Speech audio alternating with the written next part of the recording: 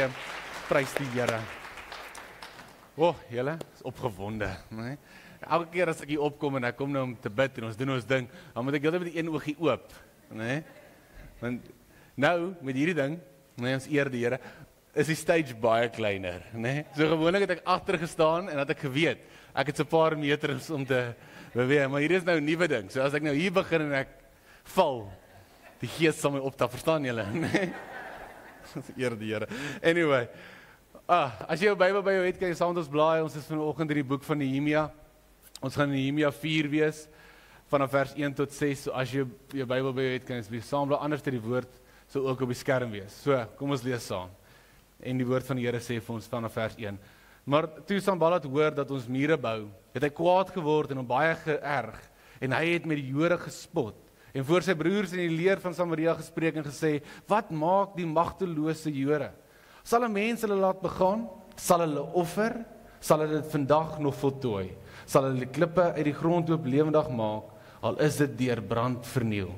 En Tobia die Ammoniet het langs hom gestaan en gesê, wat hulle ook al bou, as 'n jakkals daarteen spring, sal hy die klipmuur omgooi.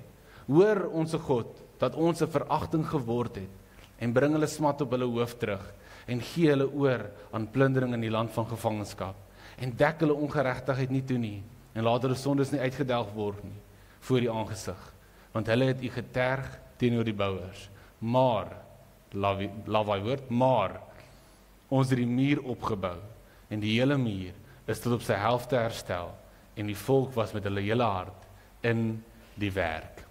Ons is besig met hierdie klein reeksie van breek af en bou op, en ons het laasweek bietjie gepraat oor voor die deurbraak kom, moet ons eers sekere goed verwyder. Jy weet, onthou julle, ons moet eintlik daai bal, daai geloofsisteem wat ons terughou, moet ons uit ons lewe uitkry en weer God op die regte plek sit. En vanoggend wil ek met julle bietjie praat oor die tema bou en bid. Love it, nee? Bou en bid. BB. Anyway, nee, opgewonde, maar ek jammer. Laasweek nou praat ons bietjie oor hoe ons hierdie sekere goed moet afbreek in ons lewe en hoe ons moet vrykom van sekere maniere hoe ons glo en dinge wat ons eintlik dink dit is hoe dit moet wees en ons het hierdie goed nodig om vorentoe te gaan terwyl ons eintlik net die Here nodig het, nê? Onthou, die plan wat die Here vir jou lewe het net die Here nodig. Die Here gaan voorsien wat hy wil voorsien. Die Here gaan bring wat hy wil bring. Hy gaan wegvat wat hy wil wegvat. Want hy het 'n plan vir jou lewe. Hy het 'n plan. En as hy eerste kan wees, kan ons vorentoe gaan in hierdie roeping wat hy jou in voorroep. En hierdie week terwyl ek besig is om te bid en ek sonder 'n bietjie af en ek vra vir die Here, waartoe wil ons volgende vat? Lei hy my na die boek van Nehemia toe. En dit is so 'n interessante storie eintlik. Want die storie van Nehemia en hoe hulle hierdie mure opbou en herstel, want hulle is besig om die mure van Jerusalem te herstel in die stukkie wat ons gelees het. Dit begin nie net hier in Nehemia nou nie. Maar dit begin eintlik al die jare terug. Want onthou julle, daar was 'n punt gewees waar die Israeliete in ballingskap ingegaan het. Alright? Deur die Babyloniese koninkryk. Onthou julle dit? Nê? Almal daar? Hulle vir 70 jaar was hulle in gevangenis. Was hulle in hierdie ballingskap. En daar was 'n punt gewees waar die Persiese koninkryk opgekom het en hulle het hierdie Babyloniese koninkryk oorwin en die Persiese koninkryk was toe in beheer en hulle gee toe vir Israel die opsie om terug te gaan na hulle land toe.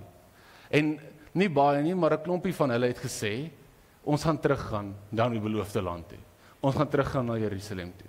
Maar in hierdie 70 jaar wat hulle weg was, was Jerusalem afgebreek en afgebrand en die mure was afgebreek en al die dinge het gebeur. En dan tel ons hierdie storie op in Ezra. Want in Ezra kom hulle en hulle is besig om die volk se geestelike fondasie eintlik te herstel. En wat gebeur daar is hulle bou die tempel oor en hulle die mure probeer oorbou en julle kan dit lees in Ezra 4, maar hulle het dit nie reg gekry nie. Daar was aanvalle gewees en allerlei dinge het gebeur en hulle kon nie die muur klaarbou nie. Maar hierdie keer in Nehemia, wat vir my so amazing was, is dit, dat hierdie keer gaan dit anders te wees. Hierdie keer wat hulle die muur probeer herbou, is dit anderste. Hoekom? Want Ezra se tema gaan oor geestelike herstelling. En ek weet nie van jou nie, maar as jou fondasie reg is dit nie wat die woord sê nie, as jy op die regte fondasie jou lewe bou, op die rots, op die ewige rots, Dan kan die storms en die winde en die reën en allerlei dinge maar kom, maar hierdie huis sal nie breek nie. Sien, so in Nehemia is hulle geestelike fondasie reg. Hulle het teruggedraai na die Here toe. Hulle het die tempel herbou, hulle het uitgeroep na God toe. Hulle is weer in 'n plek waar God eerste is in hulle lewe. Hulle bou nie meer op die sand nie, maar hulle bou op die rots. En dit laat my dink aan hierdie skrif in Psalm 28 vers 7, wat so mooi is, wat sê, die Here is my sterkte en my skild. Hy sê, my hart vertrou op die Here. Hoor wat sê hy? Ek is gehelp. Dis amazing. Hoor daar, ek is gehelp. En dan sê hy daarna, as gevolg van dit, jubel my hart, en ek sing die lofsange vir die Here uit. Ek loof die Here, ek prys die Here. Sien my boetie en my sussie, wanneer jou hart, as jou vertroue in die Here, as jy met jou hele hart op die Here vertrou, dan kom hierdie vrede oor jou, wat jy nie kan verduidelik nie. Hierdie opgewondenheid kom oor jou, wat jy nie kan verduidelik nie. En dit beteken, al kom die storms en die wind en die reën en allerlei dinge kom teen ons, gaan ons nog steeds uitsing na die Here toe, want ons jubel en juig oor die feit, dat ons is gehelp deur Jesus Christus. Ons is gehelp deur God, en hy is vir ons, nie teen ons nie. En daarom, my boetie en my sussie, kan ons uitsing, al is dit donker. Daarom kan ons die Here se naam groot maak, al is dit hoe woes om jou, nee? En dis hoekom hierdie keer vir die kinders van Israel in Nehemia gaan dit anders te wees. Want hulle geestelike fondasie is reg. Hulle is op 'n plek om te sê, die Here is eerste in my lewe. Die Here is op die regte plek. En dit is amazing, want julle moet onthou, dat na geestelike herstelling, gaan daar 'n fisiese herstelling ook plaasvind. Daar gaan dinge begin ook verander in jou lewe, wanneer jy die Here weer in sy regte plek sit, as eerste in jou lewe. En ons stel hierdie storie op in Nehemia, en hy is die koning se skinker in die paleis, né? Hy is in die koning se huis, en hy beweeg rond, so hy is nie in Jerusalem in die begin van Nehemia nie. Hy is nie. En hy skryf, en ons lees dit in Nehemia 1, vanaf vers 3 tot 4, hy vra vir hulle, hoe gaan dit daar? Hy vra vir die mense wat in Jerusalem is, hoe gaan dit in Jerusalem? En hoor wat sê hulle vir hom? Hulle sê vir hom in van die dag, en hulle het vir my gesê, die oorgeblewenes, wat vrygekom het uit die gevangenskap, daar in die provinsie, verkeer in groot ellende en in smaad. En die muur van Jerusalem lê stikkend, en sy poorte is met vuur verbrand. En toe ek hierdie woorde hoor, het ek gesit en geween, en ek het baie dae lank getreur. En dan sê hy, en ek het gevas en gebid voor die aangesig van God, van die hemel.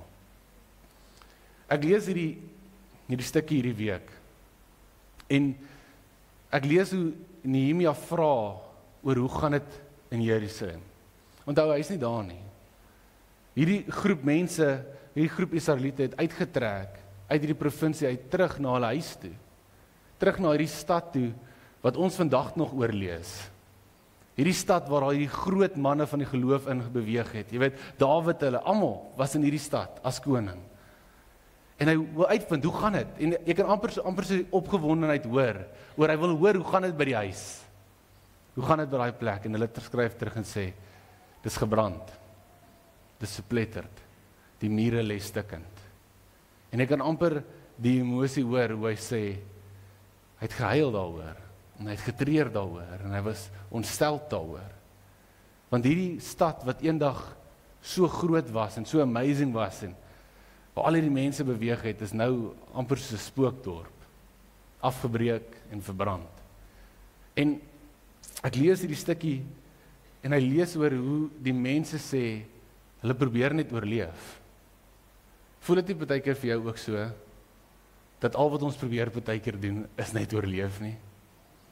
Partykeer kan die dinge om ons so moeilik raak, en kan so die mekaar raak, en ons kan so angsbevange raak oor die toekoms, en so bang raak oor wat gaan gebeur, of wat ook dit mag wees, dat al wat ons doen, is ons probeer net oorleef, en ons word gedryf deur hierdie vrees, en deur hierdie angs, en hierdie goed vou jou so toe, en dis 'n gevaarlike plek, want al kom jy deur die storm, gaan jy nooit werklik agterkom jy's deur die storm nie, en jy gaan altyd net in hierdie fase bly, van oorleef net, hou net aan, en jou koppie af, en jy gaan nooit die goedheid van God sien, wat hy in jou lewe doen nie, want jy is so gefokus op al die negatiewe dinge.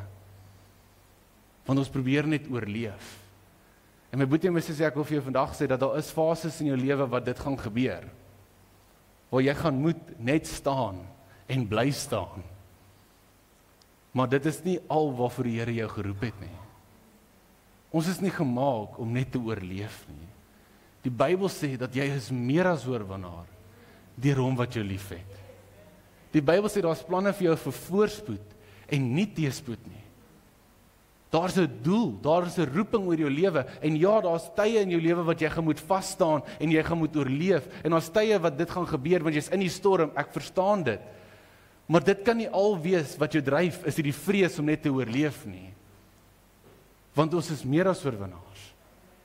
En baie keer moet ons 'n tree terugvat en sê, Here, help my om weer die goedheid van God raak te sien. Help my om nie die situasie te sien as wat dit is nie, maar om te sien as wat U deur dit kan doen. Want ons sien baie keer hierdie donker oomblikke en jy kan eerder kies, dit kan die einde wees of jy kan 'n getuienis sien. Hoe kyk jy na dit? Wat is jou uitsig oor dit? Wat is jou gemoed oor dit? Word jy gedryf deur vrees? Of word jy gedryf met hierdie idee dat God het 'n roeping en 'n plan vir jou lewe en hy se hand is nie te kort om jou te help nie. Hy is ook nooit laat nie. Hy weet presies wat hy doen. Presies. En ek lees hierdie storie want ek ervaar hierdie opklim, nee, okay. Nee, hallo. Nee. Nee.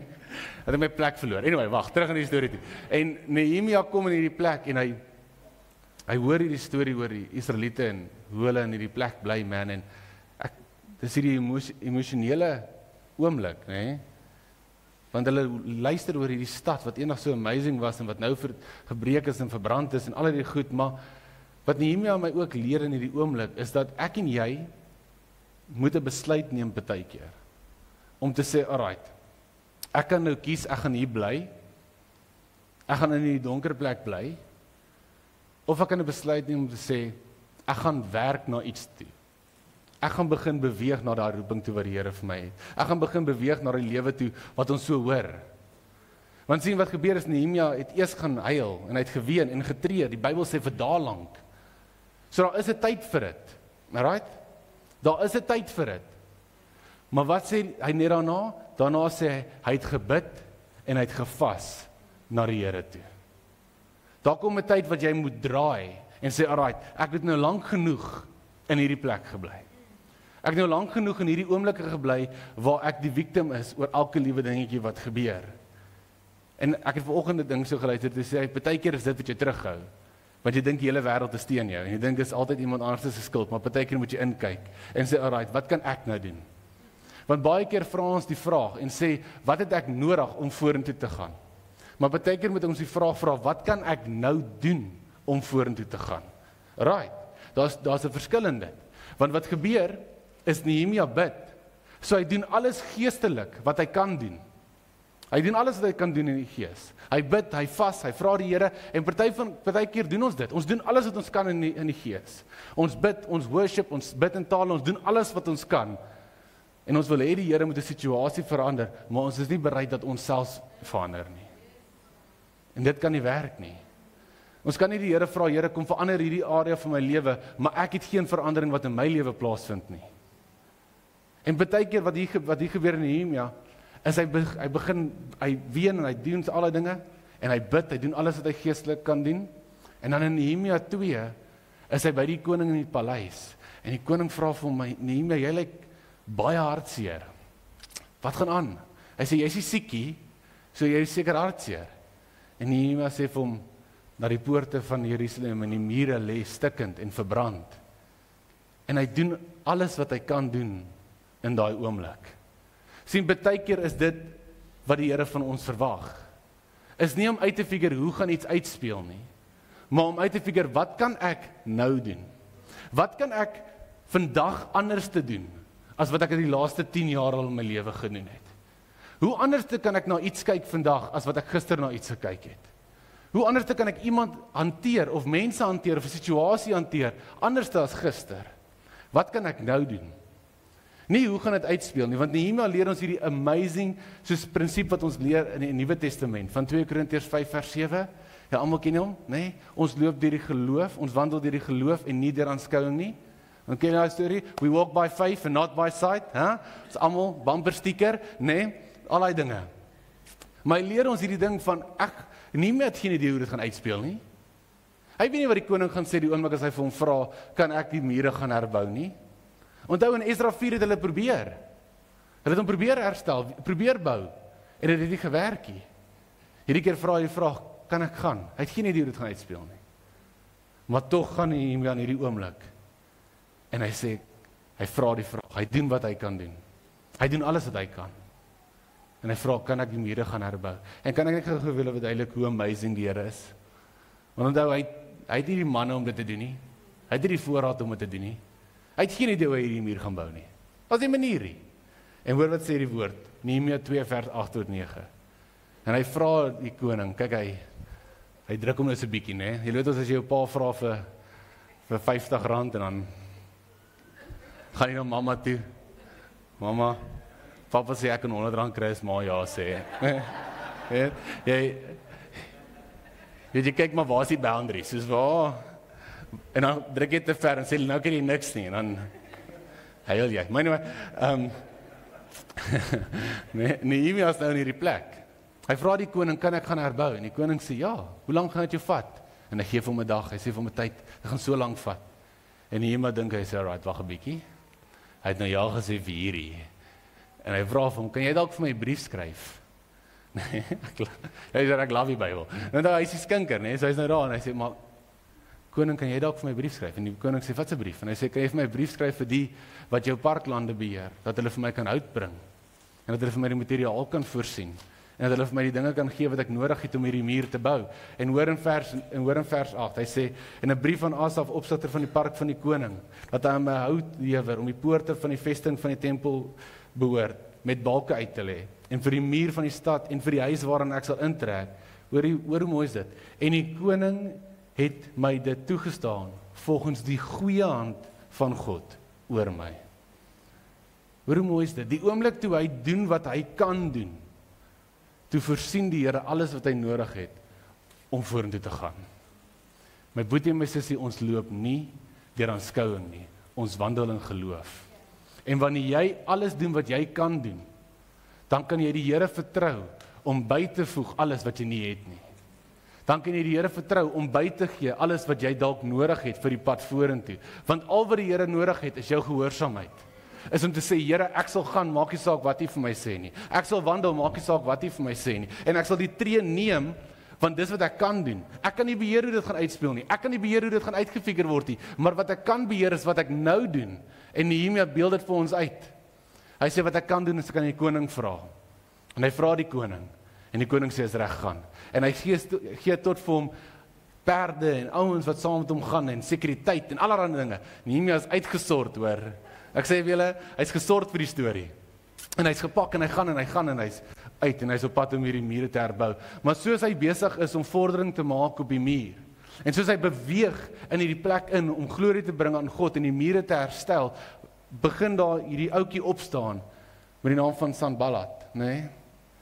Rowwe ou. Wat ek jou vertel? Nee, nice ou nie. En hy hou nie van die idee dat Nehemia die mure kom herstel nie. Sien, die vyand hou nie daarvan as jy goed begin herstel wat hy afgebreek het nie. Die vyand hou nie daarvan as jy jou familie probeer herstel nie. Hy hou nie daarvan as jy eenheid probeer herstel nie. Hy hou nie daarvan as jy probeer vrykom van iets wat jou vashou al vir 10 jaar nie. Hy hou nie daarvan nie. En die oomblik wanneer ons begin vordering maak, die oomblik wanneer ons begin beweeg in dit, dan kom hy teen ons en hy probeer ons stop. Hy probeer jou moedeloos maak. Hy probeer jou aandag van die Here af wegdraai en fokus op al die probleme wat om jou aangaan. En dis presies wat hy doen in Nehemia.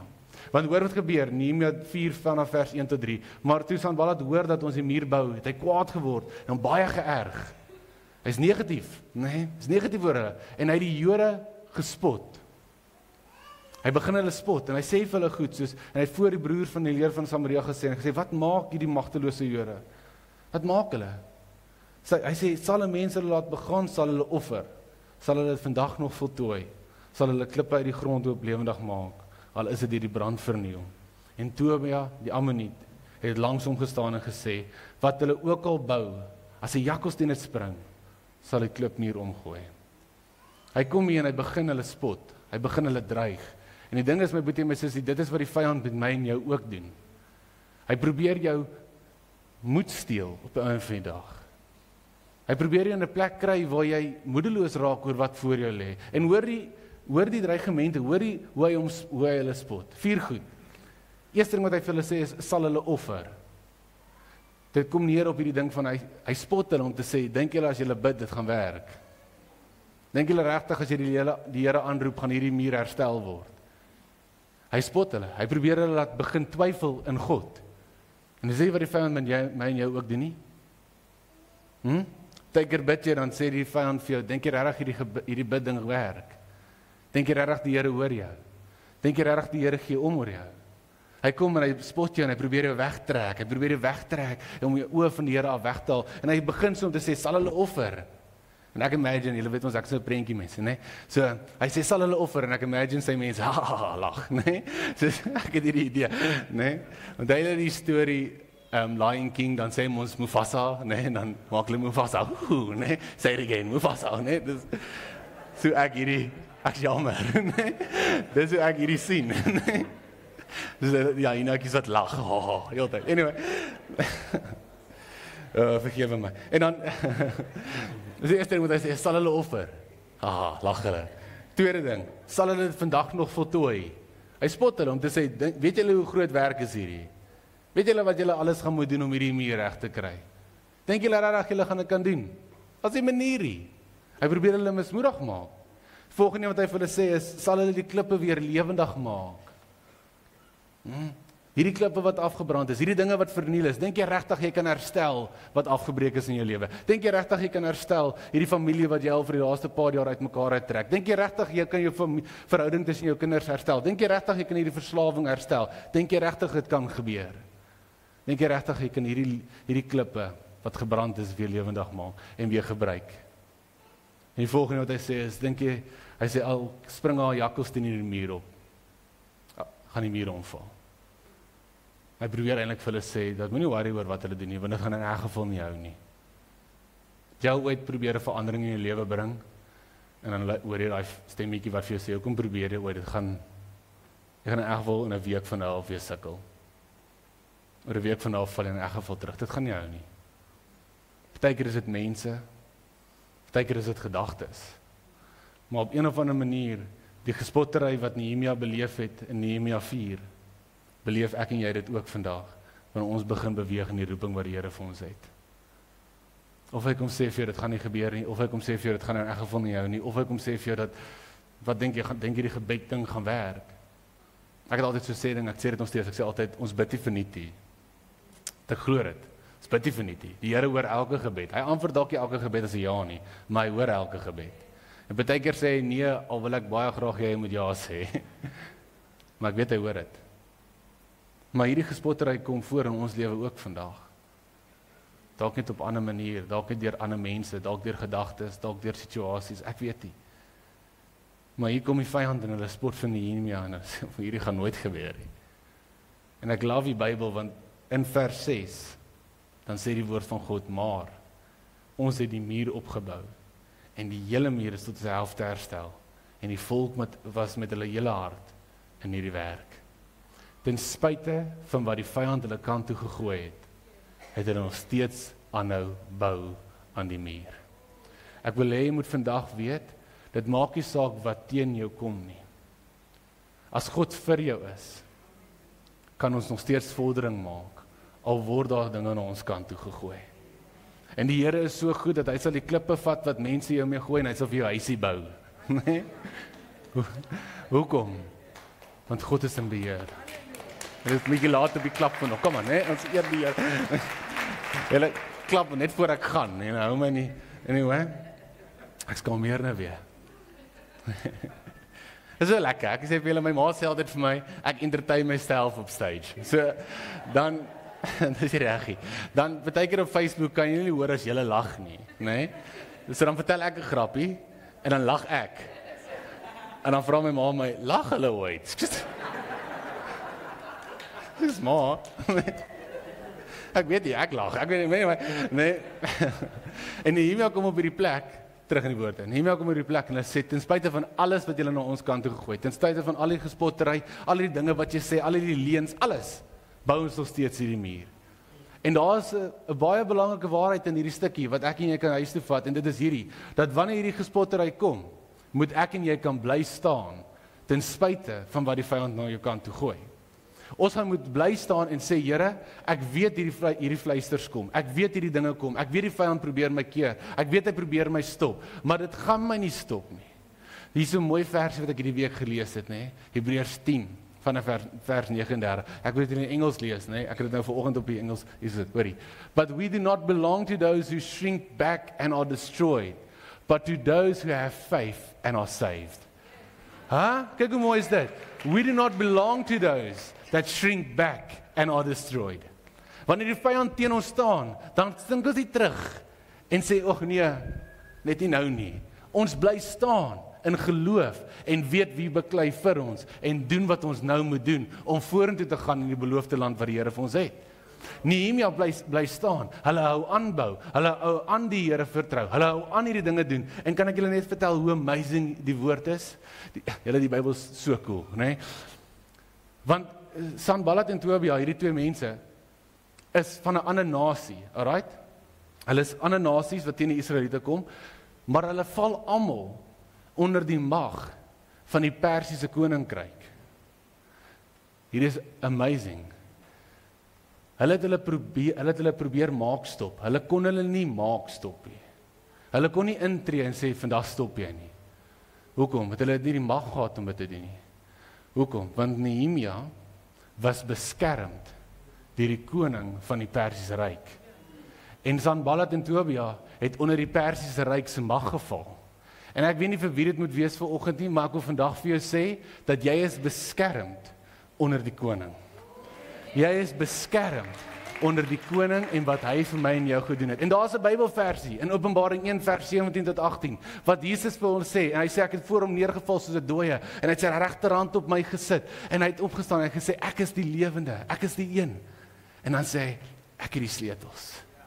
Ek het die sleutels oor die doderyk en die dode. Ek het die sleutels, ek het die mag. My boetie en my sussie, ons val onder die beskerming van die een wat al die sleutels het. En elke naam moet buig, elke knie moet buig, elke tong sal getuig dat hy is Jesus Christus en hy is God en hy is koning. En die vyand kan probeer, en hy kan klippe in jou pad inrol, en hy kan allerlei dinge probeer, maar hy het nie die mag om jou te stop nie, want as God sê, ons gaan vorentoe, kan niks dit keer nie.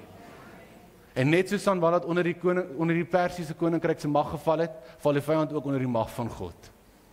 Hy is onder ons voete. Die Here het sy mag weggevat. Hy het dit afgebreek op hy kruis. Ek en jy is beskermd deur die koning.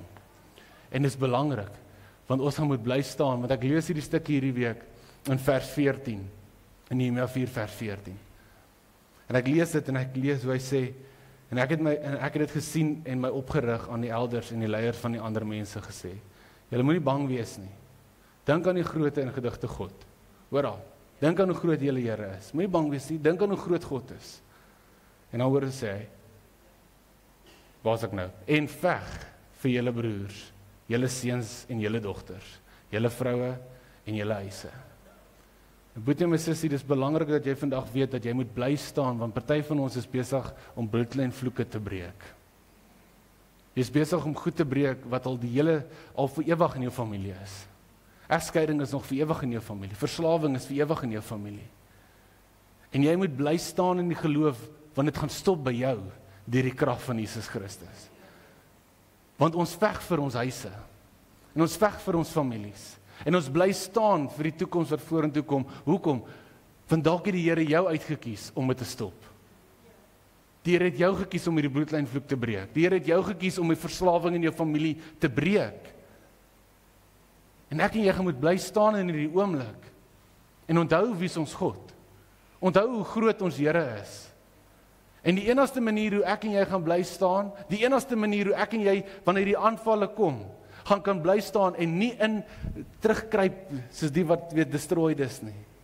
Maar om te kan bly staan, die enigste manier word gevind in vers 17, want die Bybel sê, dat dit met die een hand het hulle gebou, en in die ander hand was die werpspies. En ek en jy moet onthou dat ons veg is nie vlees en bloed nie, nê? Dis 'n geestelike oorlog waarin ons is. So ons wapen, sê die Bybel 2 Korintiërs 10, is nie 'n vleeslike wapen nie, maar is kragtig deur God. Wat is jou wapen? Gebed is jou wapen. Worship is jou wapen. Vas is jou wapen. Bybellees is jou wapen. Uitroep na die Here toe is jou wapen. Tyd te spandeer in die teenwoordigheid van God is jou wapen. En ek en jy gaan moet bou aan die een hand. Ons gaan moet doen wat ons kan doen aan die een kant. Ons gaan moet alles doen wat ons kan. Al weet ons nie hoe dit gaan uitspeel nie, gaan ons moet aanhou bou. Ons moet gaan aanhou nuwe gewoontes indruk. Allerlei dinge soos dit. Maar aan die ander hand, my boetie en my sussie, gaan ons moet bid. Ons gaan moet bou en bid. Dit is hoe ons bly staan. Dit moet heeltyd hier wees. Ons gaan moet bou, ons gaan moet bid. Ons gaan by die Here moet bly, ons gaan moet doen wat ons kan doen. Ons gaan moet vorentoe gaan, want daar is 'n plan en 'n roeping en 'n toekoms. En it's amazing, want hierdie mense is besig om hierdie huis te bou, om hierdie mure te bou. En wil julle weet hoe lank het hulle gevat om hierdie mure te bou? Die Bybel sê in Nehemia 6, het hulle gevat 52 dae. 52 dae. Dis hierdie mure herstel, herbou. Hierdie mure van Jerusalem, hierdie stad wat eens so amazing was en wat hierdie spookdorp geword het, se mure is nou weer opgerig en die mense voel veilig en die mense kan weer begin leef en die mense kan weer begin vorentoe gaan en die huis van die Here kan weer opgerig word en hulle kan hom loof en prys en sy naam groot maak in hierdie dorp, want dis waaroor dit gaan. Toe hulle die mure klaar gebou het, loof hulle die Here en hulle prys hom en hulle roep sy naam uit en dis waarvoor ek en jy bou. Ons bou 'n plek in ons lewe wat God kan eer bring. Nie vir jou eie naam nie. Nie vir jou eie rykdom nie. Ons doen dit vir die naam van die Here. Dis hoekom ons bou en bid. En dit vat hulle 52 dae om hierdie muur klaar te bou. En ek wonder vir myself, hoeveel families kan herstel word? Ek wonder vir myself, hoeveel mense se lewens kan veranderd word? Hoeveel dinge in jou lewe kan mag wat het oor jou kan afgebreek word? In hierdie volgende, ek wil nie sê 52 dae nie, maar 52 weke. As jy net sal aanhou bou en bid. As jy net sal aanhou sê, Here, ten spyte van wat ook al die vyand rol na my toe, wat ook al klip hy gooi, wat ook al leuen hy vertel, wat ook al gespottery plaasvind, ek sal aanhou bou, ek sal aanhou bid. Ek sal bly by die Here en ek sal doen wat ek kan doen. Ek wonder wat kan die Here in jou lewe kom verander. Ek wonder waartoe kan die Here ons vat as ons sal aanhou bou en bid. Nehemia is vir ons 'n voorbeeld.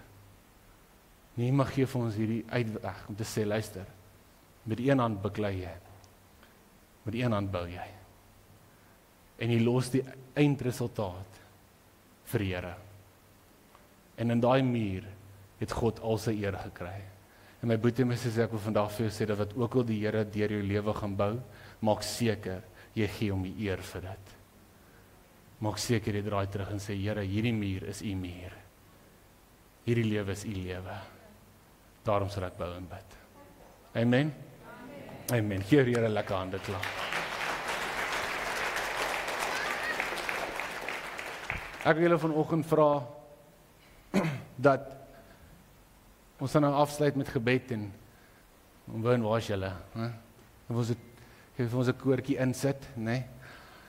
Ek wil julle vra vanoggend dat terwyl ons nou afsluit met gebed en net hierdie laaste oomblikke wil ek jou vra dat kom ons begin net weer die Here vertrou in daai opsigte. Hier sit mense vanoggend die wat hartseer is. En ek weet nie wat gebeur het in jou lewe nie, ek weet nie wat die laaste rukkie gebeur het nie, maar wat iets gebeur, wat iets gebreek, daar's iets uit. Maar die Here wil vandag vir jou sê dat hy is in beheer van dit ook. Onthou dat hy is die een wat wegvat. Hy is die een wat saamvoeg, hy is die een. Moenie ophou bou nie, net omdat die aanval daar is nie. Hou aan bou, hou aan bid. Ek wil vra terwyl ons bid vanoggend, vra die Here net vir dit, Here, gee my krag om te bou en te bid. Kom ons bid saam. U my God, my Vader in die hemel. Here, ons kom na U toe vanoggend en ons vra U, Here, gee vir ons vanoggend krag, Here, om aan te kan gaan. Here, ek bid vandag vir wie ook al dit is, wat hier sit met 'n seer hart, Here. Ek bid, Here, dat U hulle harte sal aanraak en dat hulle sal weet dat U is die een wat naby aan die een is wat gebroken van harte is. Here, ek bid vandag en ek vra U dat U ons nuwe krag sal gee om te kan bly staan en die redding van die Here te kan aanskou, Here. Here, dat ons kan weet dat U is die een wat voor ons uittrek en U maak ons baie gelyk. En Here, ek bid en ek vra U vandag dat ons sal weet dat sodra ons beweeg in die geloof en die tree gee wat ons kan gee, al is dit hoe klein, Here, want dit hoef nie altyd hierdie groot goed te wees nie, Here, dit kan net 'n klein tree van gehoorsaamheid wees, dat U sal byvoeg wat ons nodig het vir die pad vorentoe, want al wat ons nodig het is U, is die hand van God. En ek bid vandag, Here, dat U ons sal help, dat ons kan spasie maak vir U, om te beweeg in ons lewe. Dat ons deur geloof spasie kan maak, wat U kan kom vul. En ek bid en ek vra, Here, dat oor 52 weke van nou af, gaan ons getuig oor wat U gebou het in ons lewens, tot verheerliking van God se naam. Here, staan by ons stil deur hierdie week en dra ons, Here. Ons gee U al die eer. In Jesus se heilige naam alleen bid ons dit. Amen. Amen. Dankie julle, mag die Here julle seën staan.